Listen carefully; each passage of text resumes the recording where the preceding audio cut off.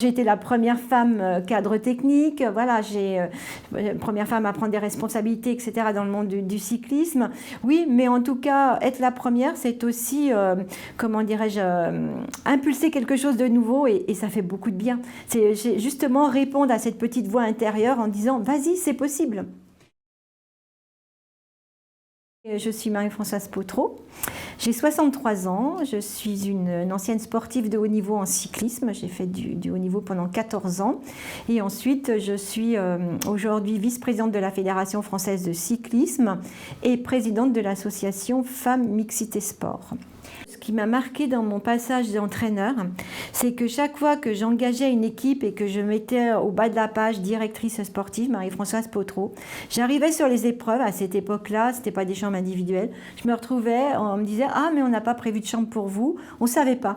Je dis mais Marie-Françoise, c'est un nom féminin et non pas masculin. Et je me retrouvais dans le dortoir des garçons. Donc j'ai dormi combien de fois dans ma voiture parce qu'il n'y avait pas de place pour moi.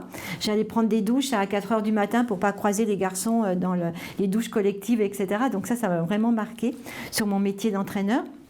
Et sur le métier, sur la fonction d'élu, là aussi, où je suis encore assez surprise, c'est que combien de fois je lève la main dans une réunion en disant « Et pour les filles, ça va se passer comment ? Et pour les filles, ça va se passer comment ?» Le sport a été fait par les hommes et pour les hommes. On a laissé les femmes accéder ensuite au sport au moment où elles ont remplacé pendant la Première Guerre mondiale, elles ont remplacé les hommes dans les usines et il fallait des femmes fortes, donc on leur faisait faire du sport et on est parti de très loin. Donc aujourd'hui, pourquoi c'est encore un combat ? Parce que tous les textes qui ont été mis en place, on avait des réglementations spécifiques au niveau du cyclisme féminin, par exemple, etc. Pas plus de tant de kilomètres. Aujourd'hui, des femmes font 100, 150 kilomètres de vélo et c'est possible, alors qu'à une époque, on pensait que c'était pas possible. Le congé maternité pour une femme qui est entraîneur, c'était presque dire « je tombe enceinte ». Ça fait mal quand on tombe, d'accord ?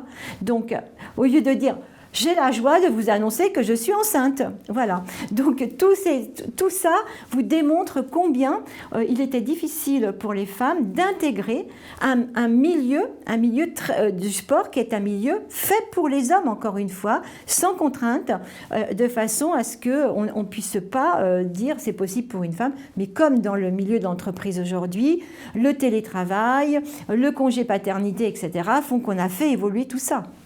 Je suis très fière aussi de la façon dont je suis en train de transformer les mentalités et de acculturer, comme je dis, mes collègues à cette cause féminine.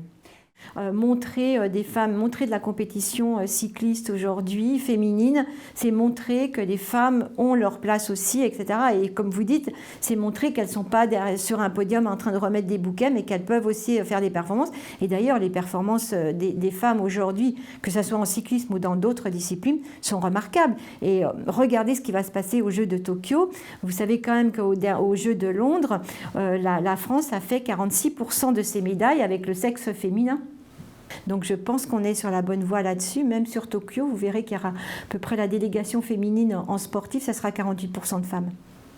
Moi, je serais très honorée de voir Brigitte Henriquez, présidente du CNOSF, parce que là, ça sera vraiment la première fois que le Comité national olympique sportif français serait piloté par une femme.